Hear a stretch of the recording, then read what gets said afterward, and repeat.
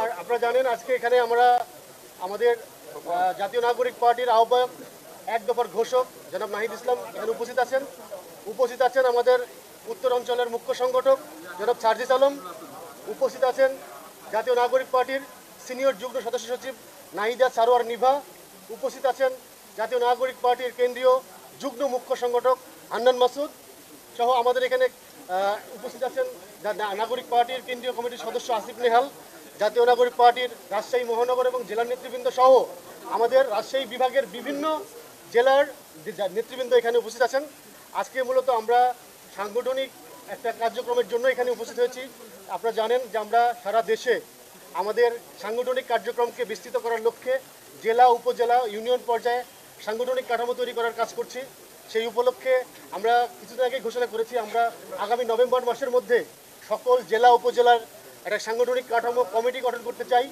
সেই লক্ষ্যে আমরা আজকে কমিটি গঠনের কাজ নিয়ে রাজশাহীতে এসেছি। এর মধ্যেই আমরা মনে করেছি যে এখানকার স্থানীয় গণমাধ্যম যারা আছেন বা আপনাদের মাধ্যমে দেশবাসীর কাছে সমসাময়িক রাজনীতির বিষয়ে কিছু কথা বলা, তো এই কথা বলার জন্যই আমাদের কেন্দ্রীয় নেতৃবৃন্দ আজকে আপনাদের সামনে উপস্থিত হয়েছে। আমি শুরুতেই আপনাদের সামনে সমসাময়িক রাজনীতি নিয়ে জাতীয় নাগরিক পার্টির অবস্থান বিষয়ে বক্তব্য রাখার জন্য আহ্বান করছি আমাদের উত্তরাঞ্চলের মুখ্য সংগঠক, আমাদের গণ অভ্যুত্থানের অন্যতম সম্মুখ সারির নেতা জনাব সার্জিস আলম। আপনাদের সামনে এখন কথা বলবেন জনাব সার্জিস আলম। আমরা প্রশ্ন করেনি বলবো। আমাদের রাজশাহী জেলার সম্মানিত ইলেকট্রনিক এবং প্রিন্ট মিডিয়ার সংবাদকর্মী ভাই এবং বোনেরা, আপনাদের সবাইকে আমাদের জাতীয় নাগরিক পার্টি এনসিপির পক্ষ থেকে সংগ্রামী শুভেচ্ছা।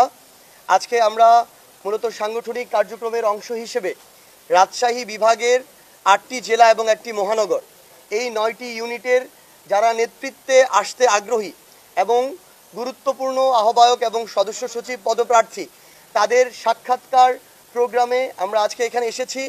আমাদের জাতীয় নাগরিক পার্টি এনসিপির সংগ্রামী আহ্বায়ক এবং জুলাই অভ্যুত্থানের মহানায়ক ও এক দফার ঘোষক জনাব নাহিদ ইসলাম আমাদের সাথে উপস্থিত রয়েছেন। আমরা ইতিমধ্যেই 2টি জেলার যারা নেতৃত্বের পদগুলোর প্রত্যাশী তাদের সাথে আমরা সাক্ষাৎ করেছি, তাদের কথা শুনেছি, তাদের সাথে কথা বলেছি, আগামীতে এনসিপি নিয়ে তাদের ভাবনা শুনেছি, আমাদের আশা প্রত্যাশাগুলো তাদের সাথে ব্যক্ত করেছি। আমরা মনে করি আগামীর বাংলাদেশে এনসিপিকে শক্তভাবে রাজনৈতিক দল হিসেবে দাঁড়াতে হবে বাংলাদেশের স্বার্থে, বাংলাদেশের মানুষের স্বার্থে। কারণ আওয়ামী লীগ প্রশ্নে এবং ভারত